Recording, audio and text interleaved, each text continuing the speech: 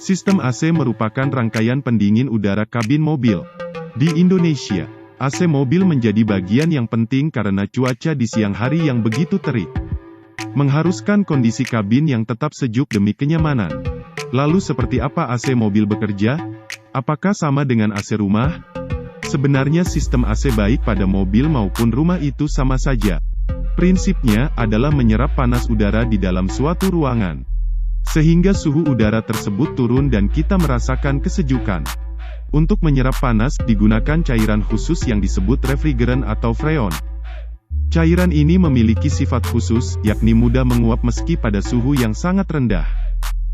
Sehingga pada wujud cair, refrigeran sangat efektif sebagai penyerap panas.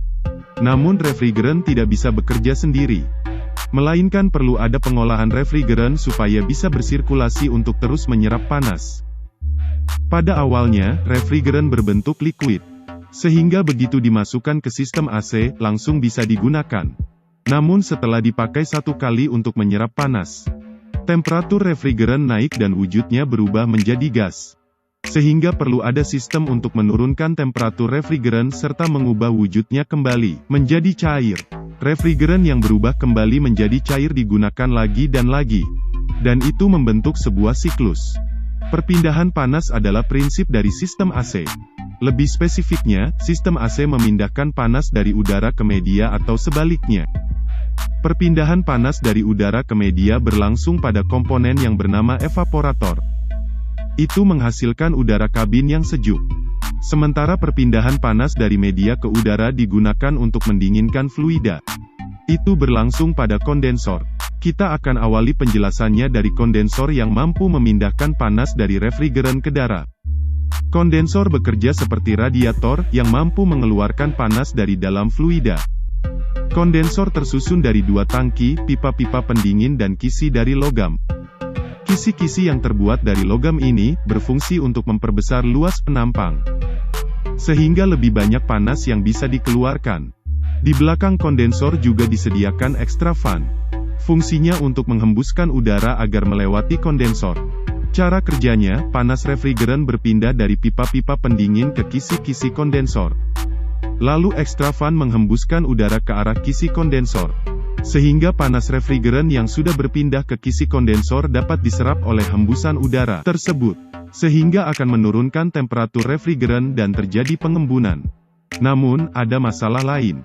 Setelah melewati kondensor, refrigeran liquid berpotensi berubah kembali menjadi gas sebelum masuk ke evaporator.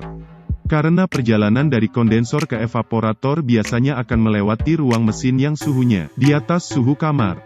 Untuk mengatasi hal itu, maka tekanan refrigeran perlu dinaikkan. Saat tekanan refrigeran naik, molekul refrigeran akan saling mengisi sehingga tidak ada ruang untuk menguap. Selain itu, saat tekanan refrigeran naik maka titik didihnya pun naik. Kita tidak perlu menghembuskan udara dengan suhu di bawah 5 derajat Celcius untuk mengembunkan refrigeran. Karena dalam kondisi tekanan tinggi hembusan udara 20-30 derajat sudah bisa mengembunkan refrigeran. Oleh sebab itu diletakkan sebuah kompresor sebelum refrigeran masuk ke kondensor. Kompresor ini bekerja seperti kompresor pada umumnya. Namun, kompresor AC dilengkapi dengan mekanisme kopling magnetik. Mekanisme ini terdiri dari puli kompresor yang selalu terhubung ke puli mesin melalui V-belt, plat penekan yang terhubung dengan poros kompresor, serta koil magnetik untuk menghubungkan atau memisahkan antara puli dengan plat penekan. Kopling magnet bekerja dengan memanfaatkan gaya elektromagnetik yang dihasilkan dari koil magnetik. Gaya elektromagnetik tersebut akan menarik plat penekan yang berbahan dasar logam, sehingga plat penekan menempel dengan puli kompresor. Hal ini menyebabkan plat penekan ikut berputar sesuai putaran puli. Saat tekanan refrigeran mencapai batas maksimal, suplai listrik pada koil magnetik akan dihentikan, sehingga gaya elektromagnetik hilang, dan plat penekan terbebas atau terpisah dengan puli kompresor. Kinerja kompresor ini berlangsung secara otomatis. Refrigeran cair bertekanan tinggi dialirkan ke evaporator untuk menyerap suhu udara kabin. Namun, apabila tekanan refrigeran di dalam evaporator tinggi, maka refrigeran tidak bisa menguap alias tidak bisa menyerap panas. Oleh sebab itu, sebelum masuk ke evaporator tekanan refrigeran harus diturunkan. Komponen yang bertugas kali ini adalah katup ekspansi. Katup ini seperti sprayer pada parfum atau pembasmi serangga.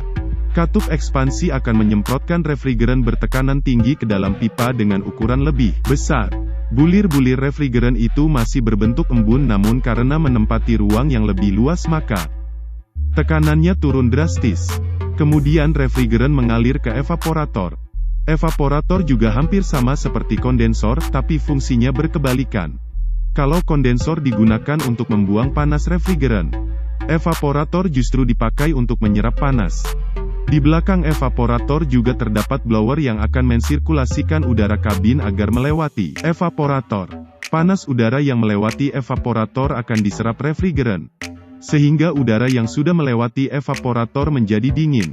Wujud refrigeran yang awalnya berbentuk bulir embun, juga berubah menjadi uap. Uap refrigeran ini memiliki temperatur lebih tinggi. Untuk menurunkan suhu, maka refrigeran perlu dipompa lagi ke kondensor. Dan siklus itu berulang lagi dan lagi. Ada satu lagi komponen tambahan, yaitu filter. Filter ini berfungsi menyaring refrigeran dari kotoran dan uap air yang terbawa. Biasanya filter terpasang di antara kondensor dan evaporator. Jadi kalau kita runtun dari awal, kompresor akan memompa refrigeran sehingga refrigeran bergerak dan tekanannya meningkat. Kemudian suhu refrigeran diturunkan di dalam kondensor, sehingga wujud refrigeran berubah menjadi cair. Refrigeran cair tersebut diturunkan tekanannya oleh katup ekspansi dan langsung masuk ke dalam evaporator. Di dalam evaporator, refrigeran digunakan untuk menyerap panas udara kabin. Refrigeran yang sudah digunakan berubah bentuk menjadi uap dan suhunya juga meningkat sehingga perlu didinginkan kembali oleh kondensor sehingga refrigeran kembali dipompa oleh kompresor. Begitulah siklus AC terutama pada mobil. Subscribe channel ini karena masih banyak animasi yang akan kita bahas.